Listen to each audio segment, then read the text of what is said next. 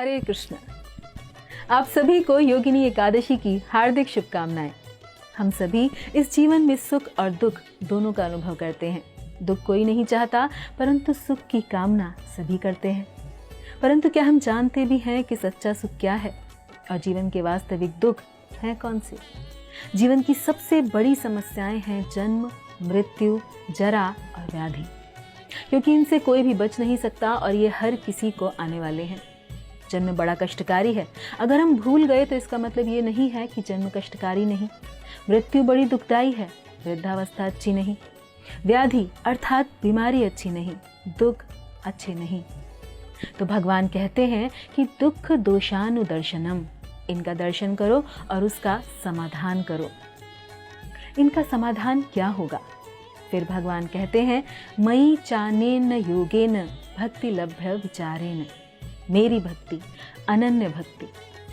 और भगवान की उसी अत्यंत दुर्लभ भक्ति को पाने का एक अति सुंदर और अति सरल उपाय है एकादशी व्रत, जो कि हर महीने में 2 बार आती है। एक बार की बात है, धर्मराज युधिष्ठिर कहने लगे कि हे भगवान, आषाढ़ कृष्ण एकादशी का संबोधन क्या है? इस पर भगवान श्री कृष्ण बोले, राजन, आषाढ़ कृष्ण एकादशी का नाम योगिनी है। इस व्रत के पालन से व्यक्ति गंभीर पाप कर्म और भव सागर से मुक्ति प्राप्त करता है। यह इस लोक में भोग और परलोक में मुक्ति देने वाली है और तीनों लोकों में प्रसिद्ध है।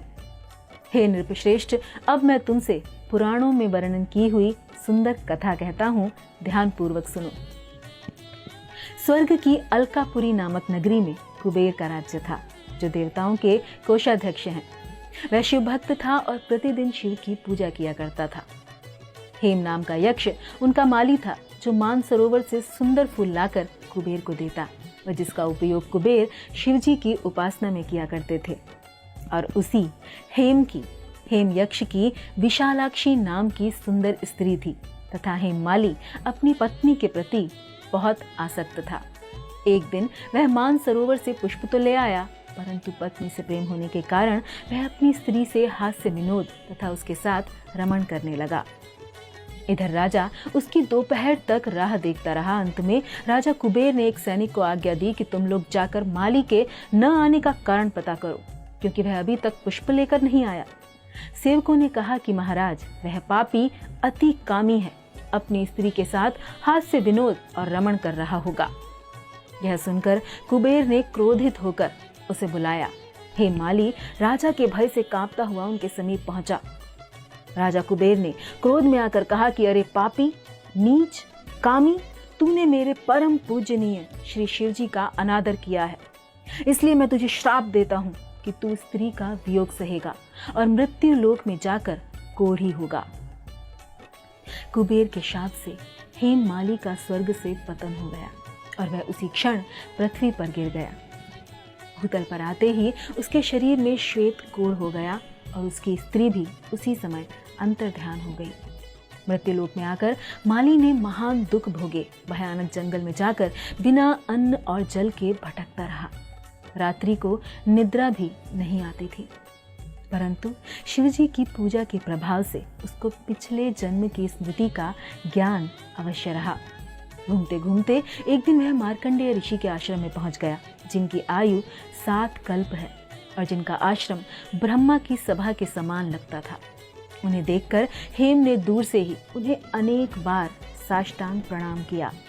यह देखकर दयावान और करुणावान मार्कंडेय ऋषि ने उससे पूछा, तुमने ऐसा कौन सा पाप किया है जिसके प्रभाव से यह हालत हो गई?